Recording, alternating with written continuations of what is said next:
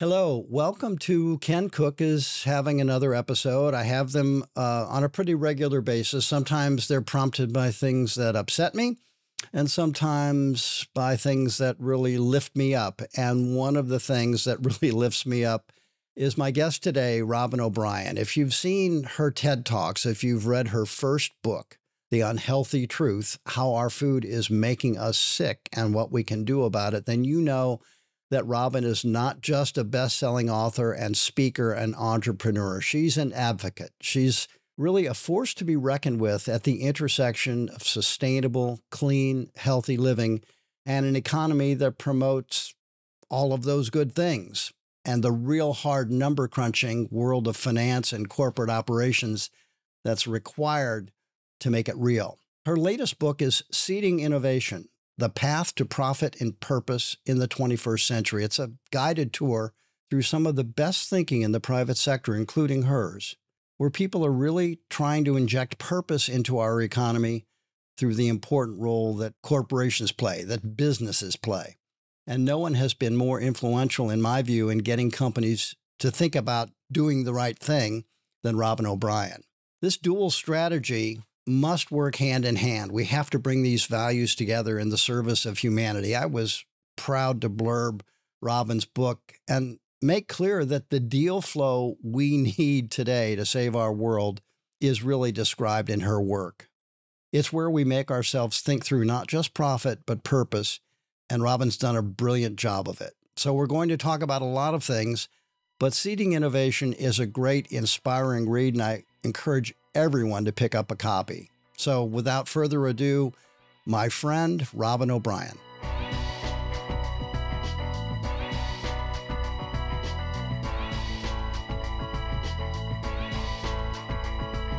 So Robyn, welcome to Ken Cook is having another episode. I'm delighted to have an episode with you. We've had several before, but this is great. It's so good to see you. Thank you so much for having me. Well, it's great to have you on. Now, let's talk first about the book itself. I mean, I found it to be sort of, as it were, a cook's tour of the best thinking in the private sector and examples that you found of corporate leaders, corporate visionaries who figured out a way to meld purpose with profit. What inspired you to put this book together, and why now? So it's a fascinating story. And Ken, as you know, I love courage. Courage is at the heart of my work. I studied French, Spanish, and Japanese in school. I'm a language person, a communications person. The word courage is derived from the Latin word for heart, which, you know me, like that just makes sense. Yep.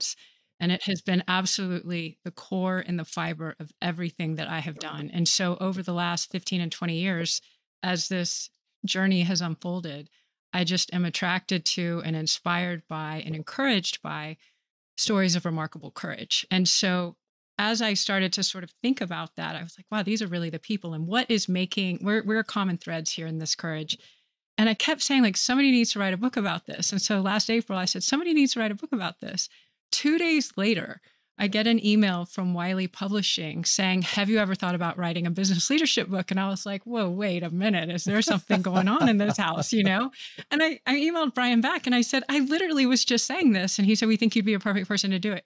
I was able to pull that proposal together so quickly because I've lived and breathed this for the last 15 years. And so the influencers and the entrepreneurs and the business leaders and the why, you know, and the why is really, again, a love thing, because I have these 4 kids that are now 19 to 24, and they're looking at what we've done and they are looking at what we've inherited.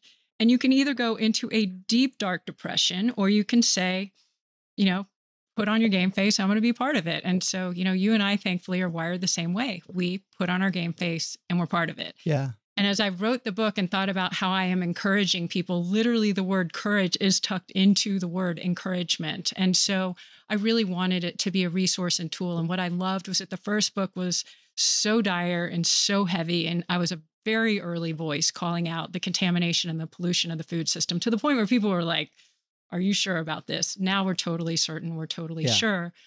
And the second book is a celebration of the innovation and the entrepreneurship and the courage and the creativity. And it was so much fun to write.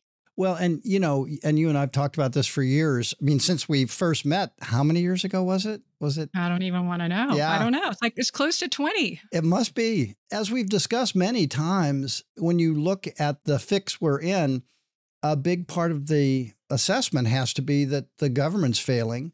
So what takes its place? And I think you and I have been on the same page for many years. Consumers, at least a subset of them, are way ahead of the private sector and government when it comes to healthy living, environmental values. It's just inherent. And yet we can't really reasonably think the timetable that we need to have action, that the government can do it. And so you have to find a way, and we've been working on this at EWG for years, partly inspired by what we've seen you do. You have to find a way for the private sector to become a force for making things right. And I'm not saying I'm a neoliberal, naive actor. I still think there's a central role for government, and we spend a lot of time and money at EWG trying to affect government change. But we need the private sector to come around to this new perspective that I think you've been at the forefront of. Talk about that a little bit, would you? Yeah, and I would say, when one person is really brave, that inspires other people to be brave too. And, when we first met, there were 4 scientists who got behind my work really early. It was you, it was John Reginauld, it was Chuck Benbrook, and then Tim LaSalle was the 4th person. And that's a pretty strong base, from which to move forward with what I was unearthing and learning at the time. And it gave me the courage to keep going. And I think, what's starting to happen is now there are enough of us across the public and private sector who are raising a voice. And it has become, instead of, you were a lone voice there for a long time, I was a lone voice there for a long time. And that is a really, really, really hard role that most people can't do. And what I really have reflected on is everything about my background and story built that strength for that moment to happen, so that I was strong enough to stand in the face of just blistering harassment and be able to keep moving forward. But I also recognize most people aren't capable of that. So how do we wrap them with like a scaffolding and a support system so that they don't feel like they have to go it alone? You do an incredible job of that. I do an incredible job of that. It's a lot of the work that I've done with different senior leadership and executive teams. And I think, what we're starting to see is there's a big enough number of us in the public and private sector who are speaking to this. And probably one of the most powerful indicators of that I've seen in the last year, the World Bank, I first spoke there 5 years ago. During COVID, it was a virtual presentation. I really have learned with these larger organizations, I'm like a truth grenade. I go in there, I drop it, and it takes 6 to 12 months before that thing sort of goes off. And all of a sudden I get a call back a year later, and they're like, you talked to us a year ago about these things. That's what happened at the World Bank. And 5 years later, they issued this report called Detox Development, Repurposing Environmentally Harmful Subsidies. And I was reading this thing like cover to cover. I was so excited. It's talking about how we need to repurpose $7.3 trillion of environmentally harmful subsidies, that we are literally subsidizing the destruction of the planet, primarily through fisheries, agrochemicals, and fossil fuels. And this is the World Bank. And so I reached out to the senior leadership there that I'd worked with before. And I said, I don't know if you guys remember me. I spoke there a couple of years ago. Email right back. And so in May of this year, I was speaking at the World Bank, speaking to these issues. And I think, there were people inside that organization that knew for a long time, but this building of this courageous ecosystem that you and I have been part of for the last 20 years, we have an opportunity in front of us right now. And that's why I think the innovation, the collaboration, the creativity, like now is the time to participate and to have that sort of open, warm, I'm going to put an arm around your shoulder as you come in and do this, because I understand it a little. It's a little bit intimidating and hard. Yeah. I think that's what's happening. Yeah, I think that's right. That rings true to me too. I love the idea of the lag time. Every time. I'm glad you mentioned that, because I forget now even though I experience it, that there is that delay. It's worth the wait. Let's talk about women in these leadership roles. I was raised by 2 women. I think you know that, but maybe you don't. My mom and her sister, Aunt Ruthie, Mom and Foof. First of all, I had the benefit of 2 moms, even though I lost my father. And they were the only moms I knew for years who worked. Mm-hmm. And I remember sitting around the kitchen table talking about their workday.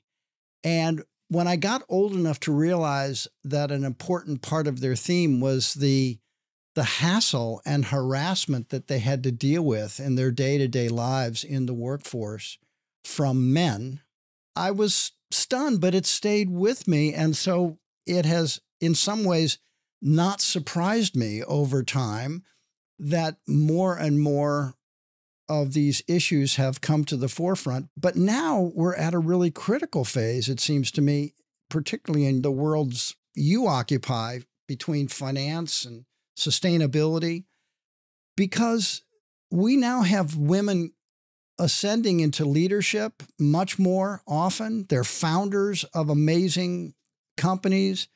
And yet, it's still so bad. Mm-hmm. So, my answer to that is the economic development of women is critically important. And if you really kind of want to take a wider view on this, every single species in nature exists in perfect equilibrium and imbalance between the masculine and the feminine. It's what makes nature work. We are the only species that has gone disproportionately lopsided, and it is literally throwing off the balance of the whole planet. And so my theory is, how do we bring that back into equilibrium? How do we restore a balance here, a natural balance here between the masculine and the feminine? And if you are not focused on the economic development of women, you will not get there, because that's where huge, imbalance is. And if you look at data, we've all heard it a million times, and women are paid less than men. That's old news. I'm going to bring some new data to you. It was 1988 where the Women's Business Ownership Act was developed. And what that was, it was the very first time that legislation was passed that a woman could open a business on her own without her husband co-signing with her or her dad. It's embarrassing just to hear it, but please go on. I was in high school, and I had no idea. Yeah. I had no idea about that data point until a couple of years ago. And I was like, this makes so much sense. We couldn't have access to credit cards until the 1970s, but really 1988, that wasn't even 40 years ago. Think about all the women that that have started all of these businesses. We could not have done that on our own prior to 1988. It wasn't that long ago. That data point to me is so powerful. Ugh. And then on top of that, what's happening is that 60% of college graduates, and my kids are 19 to 24, so I'm seeing this play out. 60% of college graduates now are women. So disproportionately, women are getting out educated. And then probably the biggest data point that's hitting in the next 5 years is being called the Great Wealth Transfer.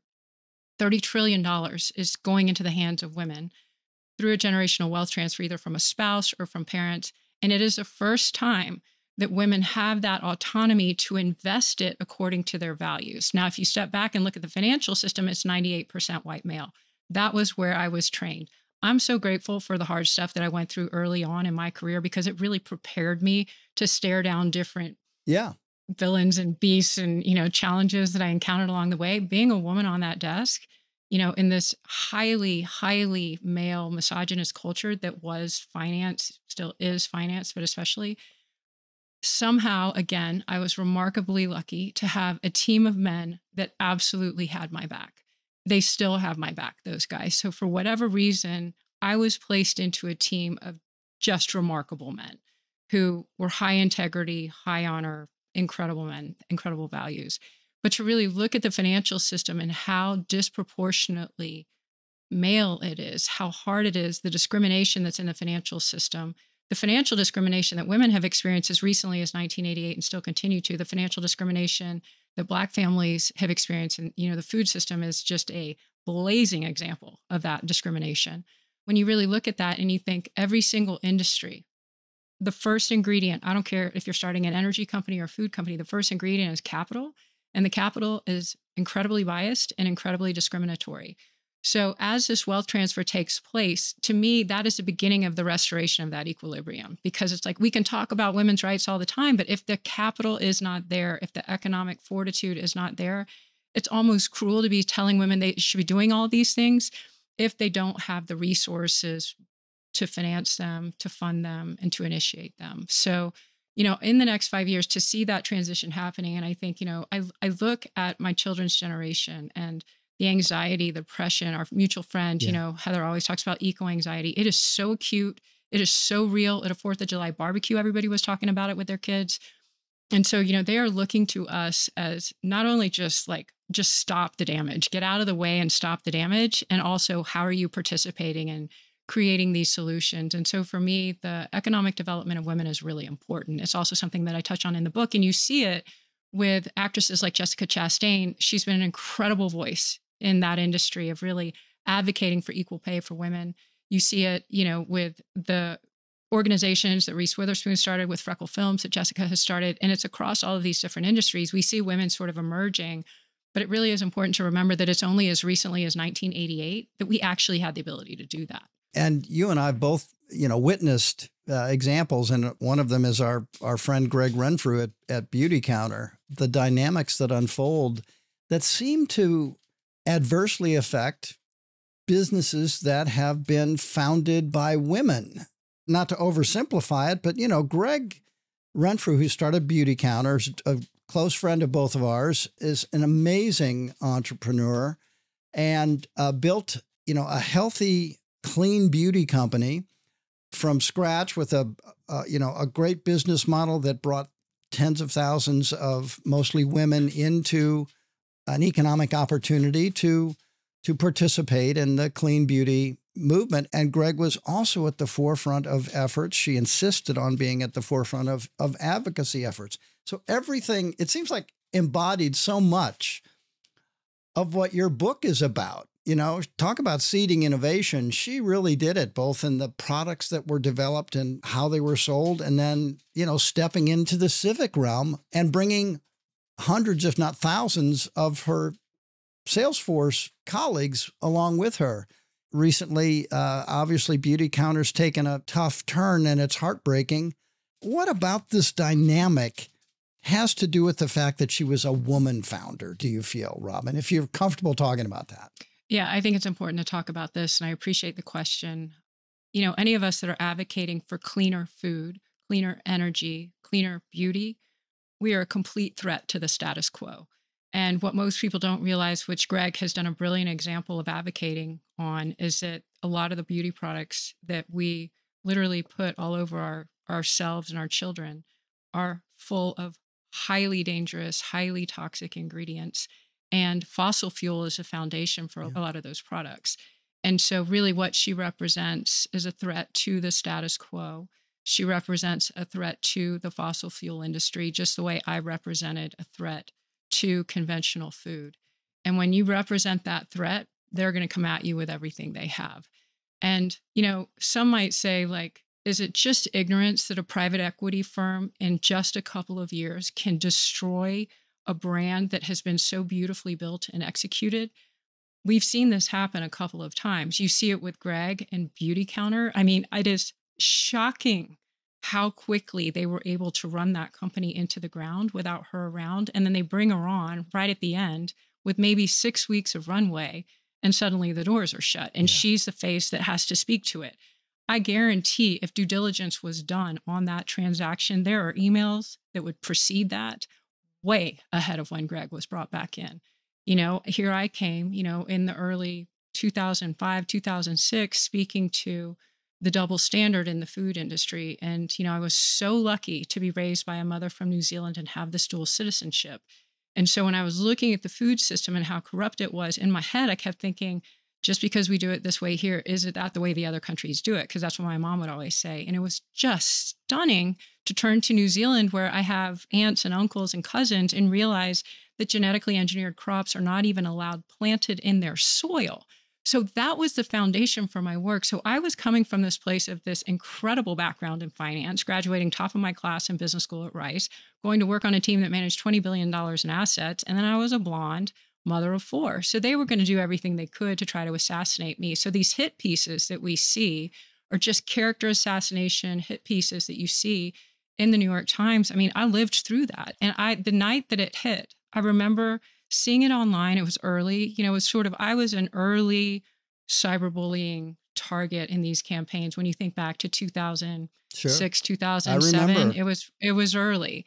And I saw it hit online, knowing that everybody was still getting hard copies of their newspapers the next morning. And I stayed up all night on my website, which was just advocating for children with the 4 A's, allergies, autism, ADHD, and asthma. I stayed up the whole night. and made sure that the website was absolutely as objective as I could possibly make it with the data, because I thought, there are going to be so many eyeballs on this thing in the morning. I cried the whole time, and I went to bed for about 2 hours. And I woke up the next morning and I heard from every major publishing house that was a hit piece. And so, they said, we want you in here. Valentine's Day of 2008, I flew to New York to meet with these publishers, had no idea what I was doing, absolutely terrified. Every single conference room was full of women, and they were primarily mothers, and they were like, this is unbelievable. And I was like, it is a wicked double standard. Yeah. It is our own corporations that are making products to a higher integrity with better ingredients overseas, and then they are making stuff with cheaper stuff here to hit their numbers, to hit their margins, to hit their profitability. And so when my first book published, Mother's Day of 2009, I told this story on stage as a keynote the other day for the first time. The very first comment that went in the Amazon section, like when you in books, the very first comment was, why are we going to listen to a blonde mother of 4 who has fake boobs? And I read it and I showed it to my kids.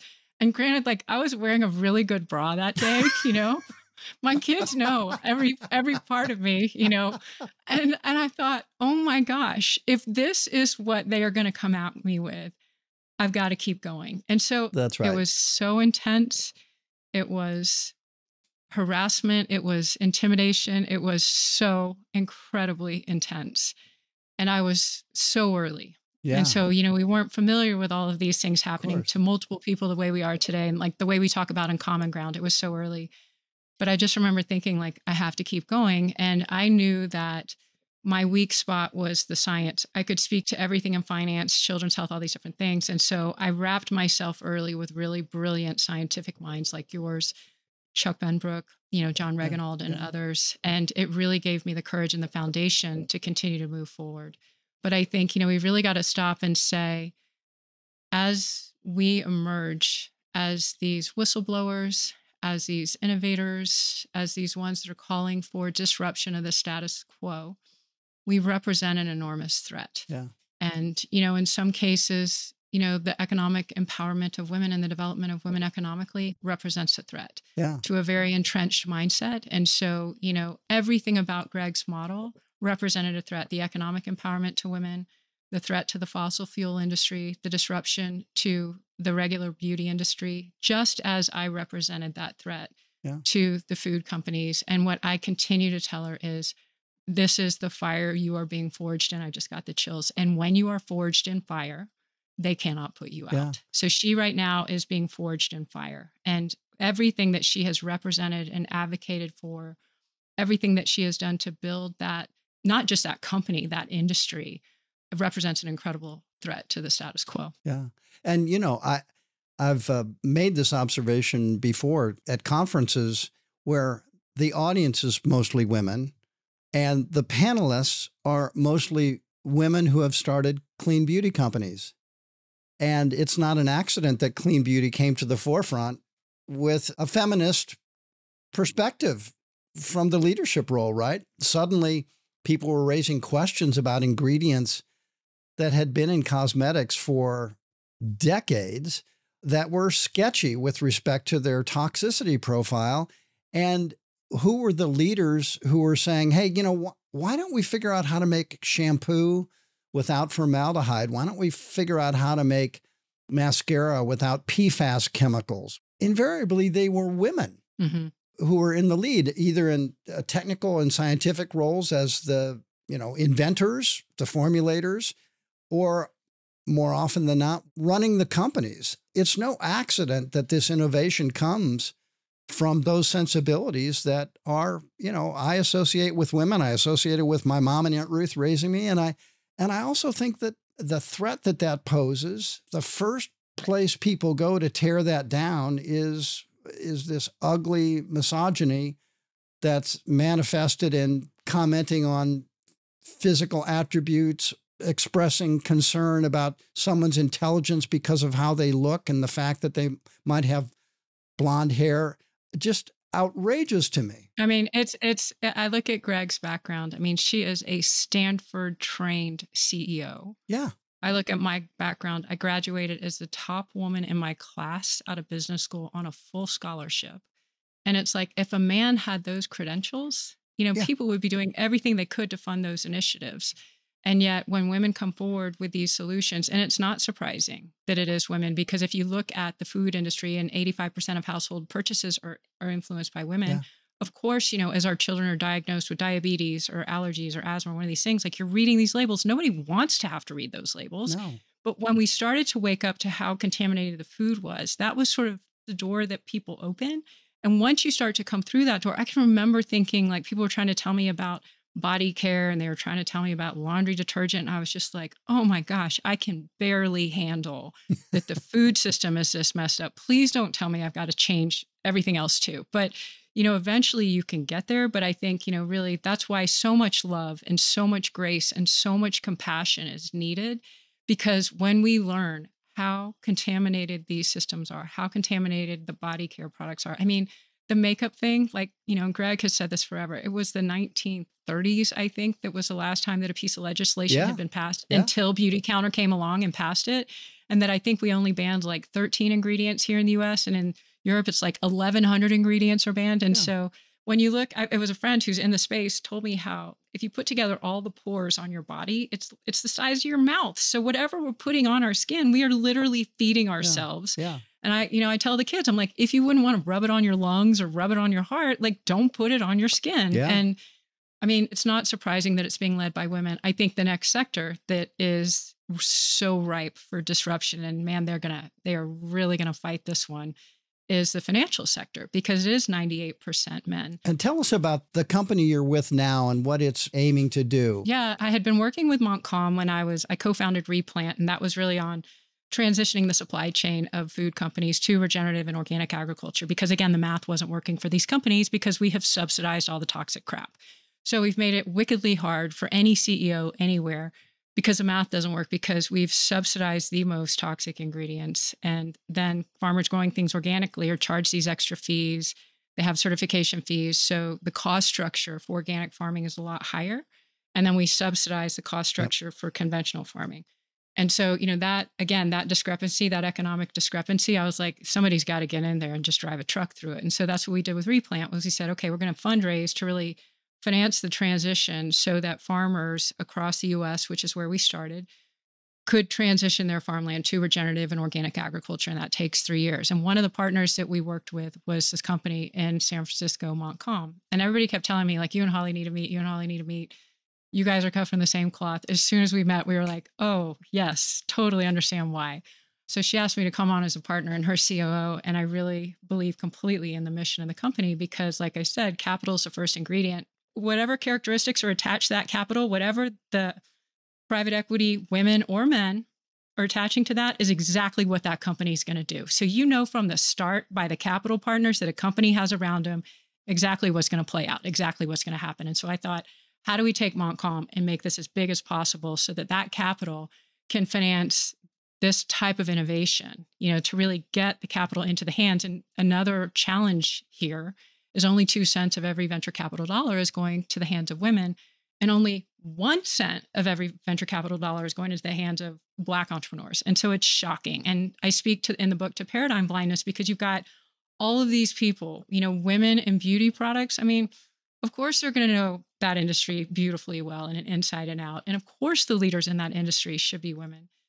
But if women aren't getting the funding, then those opportunities aren't happening. And then it's like for the Black leadership, the Black entrepreneurs, the Black women that I know, for the funding that they need, the insight that they have, having lived and walked through this world as a Black woman, it's like, to get the funding into the hands of those women too. But that isn't happening into the current existing financial system. And so I think what we're about to see happen in the finance space is people wake up.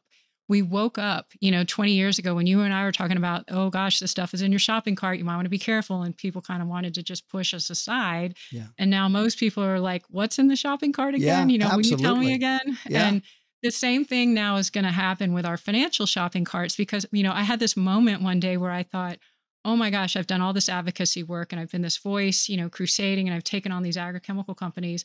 Do we hold them in any of the funds that we own? And sure enough, you start to look at the funds that you own and it's just the Vanguards, the whatever, they're going to own these big agrochemical giants because they're subsidized, they're reliable.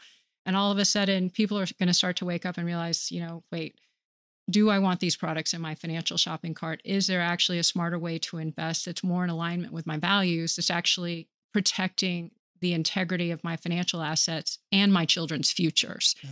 Because it's like, if you're invested in Bayer and Syngenta and who knows what else, I mean, you're turning to your kids and you're basically, how do you explain that to your children? And I think that's what we're starting to see, is that families generationally are starting to sort of detach, with the younger generation saying, this isn't okay. Yeah. And, where I think the challenge is that this transparency is coming no matter what. And so we saw it in the food industry. They wanted to dismiss and marginalize and discredit me. They want to dismiss and marginalize and discredit Greg Renfrew. That transparency is here. That transparency will continue. The way that we have data and technology to figure out what is going on in the soil and in the water supply, I mean, that transparency is here. And so for any corporate listening, it's get on the right side of that transparency, and I think we're starting to see companies do that, where they sort of say, this is where we are. It's perfectly imperfect. And this is where we want to be. And I think the argument for it is not just for the consumers, but it's for employee retention and recruiting. I mean, you got young people that are paying attention to this stuff, and they don't want to work for companies that are trashing the planet. Yeah. And when I've asked these days, my answer is very different than it was 30 plus years ago by young people. What should I do? How should I, spend my career years? And I used to say, well, I wanted to be Ralph Nader, join the public interest movement, go into government, what have you. And I still think that's a great choice for people if they want to go in that direction. But increasingly, I tell people, hey, maybe you should think about business school, or maybe you should think about getting this toolkit that equips you for the private sector, where you can make change happen deeper and faster. And the examples that you've just gone through and that are in Seeding Innovation, the stories you tell in this book really make me think that the entire public interest community has also given too little attention to the spreadsheets behind the scenes that really drive so much of the systems that we are trying to change. And so what I've always loved about your approach is you come at it from the world of spreadsheets and financial acumen and knowledge. Yeah. And that's something that we don't have in abundance in the nonprofit, NGO, civil society. I agree. I totally agree. And it's why, Rice, they asked me to come back and join the faculty as an adjunct professor. And I teach a course on innovation and entrepreneurship. And I absolutely love it. I love the students. Rice does an incredible job. They have these incredibly beautiful, diverse classes. So the students are coming with all of these different backgrounds from all of these different countries. And then innovation and the curiosity is so strong. I really fundamentally believe that the first ingredient in any company, in any organization, is capital. And so, again, women have been sort of marginalized or pushed aside, or don't worry about this, don't worry your pretty little head about this, and it's, again, to any woman listening, if you have figured out how to navigate the grocery store, you can figure out financials. It is way less complicated than anything that you've figured out when it comes to navigating these products for the health of your families. And I do really believe that, the financials are just fundamental to navigating the health as we go forward, which is why when the World Bank came out with that report saying $7.3 trillion, let's reallocate this, because so many people will say, oh, the money doesn't exist, or, oh, we don't have the resources. And it's just total BS, because we've just allocated it into a very destructive funnel. Yeah. And, it's really on us to reallocate. But yeah, the opportunities, I think, in the private sector are tremendous and really exciting. And I think, the more that we can have that open invitation and people feel like that, yeah, I mean, you're going to work your butt off. I mean, you have worked your butt off, Ken. I have worked my butt off, and it's like, it is not without a lot of blood, sweat, and tears. And that's why they call it sweat equity, but it's like, that is very real, and you are going to be in there. But when you are able to build something out of nothing, to build a movement out of nothing, to build an organization out of nothing, the reward there is it's so strong. And then to be able to turn around and mentor younger women as they're now coming up, younger, leaders as they come up, I think that's also part of our responsibility going forward. Well, you've certainly devoted your life to it, at least the part of your life that I've been privileged and thrilled to be a part of. And I remember the first times we spoke, were really just grappling with the allergic responses that were dire for your kids. You've mentored me to think more creatively about how to solve problems. It's been a real influence. Actually, you said you wanted to fill in some of the science. You didn't have that. For me, it was like, wow, I'm not connected at all to all these financial decisions that are driving bad scientific outcomes, bad environmental outcomes, bad ingredient and product outcomes. That's not where public interest types like me tend to focus their attention, but it's really vital. So looking out 5 to 10 years, how will we grapple with the financial sector, and how should we grapple with it to make sure that it turns away from these destructive investment patterns that are often supported by destructive lobbying patterns and campaign contribution patterns, and move it into sustainability, social justice, economic justice, opportunity? What needs to happen, Robyn, to bring about that kind of sea change? I think it's happening. And I think, we see it sort of unfold in industries. We saw it in the food industry. We've seen it in the energy industry with this incredible growth towards clean energy. We're seeing it in the beauty industry with this incredible growth towards clean beauty. Finance is next. I mean, no industry can avoid this transparency. And as that transparency comes, people are going to want clean money. They just want clean money. And so, I can't tell you if it's going to be within 5 years or if it's going to be within 10 years, but that transparency is coming to the sector. It is incredibly homogenous. And if nature has taught us anything, it's that homogenous systems fail. Our financial system is failing us completely by what it is choosing to fund. It's failing us. And it lacks the diversity. It lacks that choir of voices that can be that checks and balance that is so desperately needed.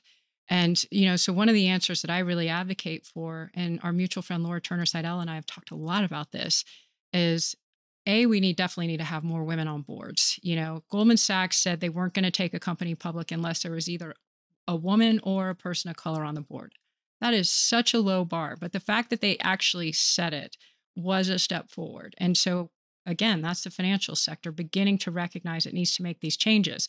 They're not doing that to hit some DEI thing and check some box. They're doing it because data shows that when you have women on boards, you're going to outperform by 29%. BlackRock told us that.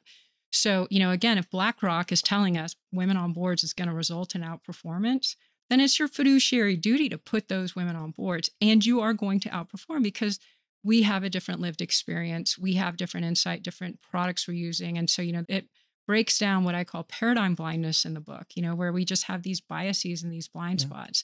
I think a big piece of it is more women in leadership roles, because then we start to have that balance. And then I think in the financial sector, there really is an accountability that is coming. And, I've said this for a long time. The food industry for a long time carried the dirty water of the agrochemical companies. I don't understand why. I really don't understand why they did it. And I think, the finance industry is going to have to decide, do they want to keep carrying the dirty water of some of these industries? And I think, it brings an accountability and that responsibility. But we've got a ways to go still in the financial sector, which is why I think the emergence of these different female-led impact firms, different venture capital firms that are saying, we're going to fund in female founders, Black founders. Another woman that I speak to in the book is the founder of the Fearless Fund, and she's making grants to Black female founders. And so, it's interesting because that's, again, where the marketplace is like, oh, there's a white space here. There is something that doesn't exist that needs to exist. We're so good at solving for that. And so the market's going to continue to solve for those things. And I think the beauty of where we are today is that we do have these tools, all of us, at our fingertips, where we can research and we can access and we can gain this transparency that even 15 years ago we didn't have. So give us an example of one of those tools. Let's say if, I have this sensibility that I want to make sure that at least my part of the financial sector, whatever it might be, my portfolio, my funds I may be invested in that are complex and mixed. What tools do you point people to, Robyn, that can help them penetrate and gain that transparency? And I agree with you. Transparency that's been democratized by the internet now, not fully, but largely, is key to making these changes happen. It has been for us. 80% of our audience online is women, and they use our resources to penetrate market claims and advertising and so forth. What tools can you use to find out where your money is? and how it's being wielded. I mean, it absolutely 100% is you're right. You were literally buying those financial products as a way to think about it. So just as we were buying the food company products and all of a sudden we were like, whoa, wait, what's on the inside? That same process, you have complete access to turn to your money manager, turn to the company, the way people turn towards General Mills and said, what's in your product, to turn towards these financial companies and say, what's in my products? Yeah. And they have to provide a list of the ingredients. They have to provide a list of the companies that you hold. And you can take a look at that and you can say, I don't want to be invested in this company. I don't want to be in a tobacco company or a chemical company or an oil and gas company. You're able to take a look. And so, again, that's where I think the better for you category that is emerging in the financial sector, which is what we're building at Montcalm, that's exactly what we're talking about. And so what we do is we take someone who maybe is like, oh my gosh, I just woke up to the fact that I have been holding all these oil and gas companies and I don't want to do it. And I can't even look at my kids. I can't even talk to them. And so they can come in and we can say, okay, let's take those resources from here.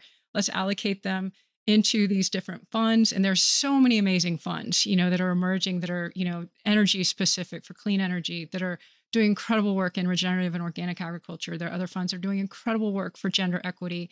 And so we can allocate into those funds and then social impact bonds. And we basically can create a portfolio for someone. And it's like, do you need a certain income every month? Are you paying for your kids' college? What do you need? What are your goals? And you just rebuild a portfolio with the values that we hold and that we share. And I think for some reason, we all just sort of detached from that. I do. I'm not good at it. Deb, my wife, as you know, is much better at it than I am. It makes all the sense in the world to think of it as a product you're buying, like something you'd put in your shopping cart. And if you're not comfortable putting junk food in your shopping cart, why should you have junk investments in your portfolio? Well, and I just, for me, it was just, I literally woke up in the middle of the night one night and I was like, oh my gosh, like here I've done like 10 years of advocacy. And we could have been owning this the whole time, Yeah. And it was just this total light bulb moment. And I thought, if we're going to advocate for clean products and shopping carts, that includes our financial portfolios. And so thankfully, there really are companies with incredible track records, with incredible leadership, well-trained inside those corporations, just the way we had those companies spin out from larger corporations. I mean, some of the smartest entrepreneurs that I know and have worked with have come out of these large multinationals because they know exactly how the system works and where those holes are. We meet them all the time, don't we? Yeah. I've seen the light. Yeah. Now I want to turn my smarts, my skills, my experience to a higher purpose. That's what your book, Seeding Innovation, really is all about. It's someone who is of the mindset that they want to make a change in their life in the business world. I would strongly recommend this book for all the amazing stories you tell in it about people who have stepped out into that really scary zone as you've done. And you know what? You won't be alone. That's a big lesson of your book. There are people there who are somewhere along the struggle that you're stepping into and want to help, want to be an ally. And you've been such an ally to me and EWG, Robyn. I want to thank you for our years of friendship. And I want to salute your courage as you've stepped onto a stage that who knew with your background, that's where you'd be. Yeah, I think the title of the book could have been Atomic Courage or something like that. And, while Wiley wanted a business leadership book, I did write it because it's like, it doesn't matter if you're starting something really small in your house. I think really is what lights people up is when all of a sudden you find your why and you know why you're here. Yeah. And it's not supposed to look or feel like anybody else. Everybody has their own unique talents and gifts.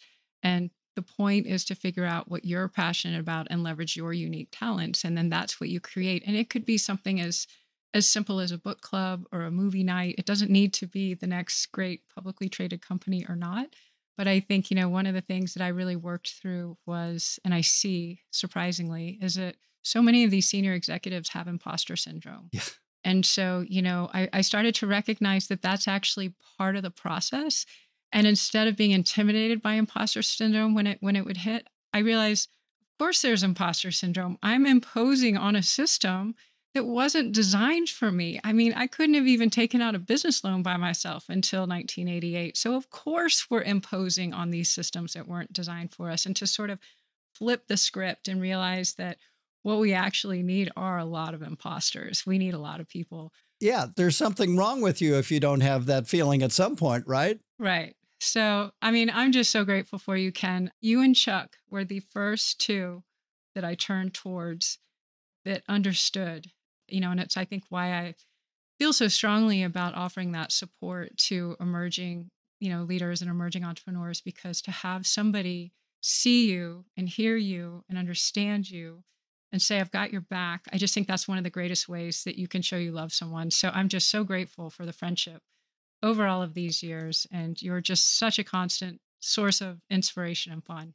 Well, let's keep it going, pal. I remember so vividly you coming in, sitting in my office in Washington, D.C. And I just felt like from the beginning that we were going to do battle together for many years to come. And so we have. Robyn, thank you so much, Robyn O'Brien, for giving me another episode, an especially fulfilling and uplifting one, I have to say, as ever. So congratulations on seeding innovation. I will once again recommend everyone pick it up, be inspired, make change happen as you see fit. As Robyn said, we can have an economy that works for everybody and that is also sustaining life on planet Earth. We actually, it turns out, don't have a choice. We don't. And there's great leadership in other countries that's emerging. And, I think it's on us to represent that leadership here. So yeah, I'm so grateful to do it with you too, Ken. Thanks so much. Thanks. Thank you, Robyn O'Brien, for coming on the show. And thank you out there for listening. If you'd like to learn more, be sure to check out our show notes for additional links and dive deeper into today's discussion.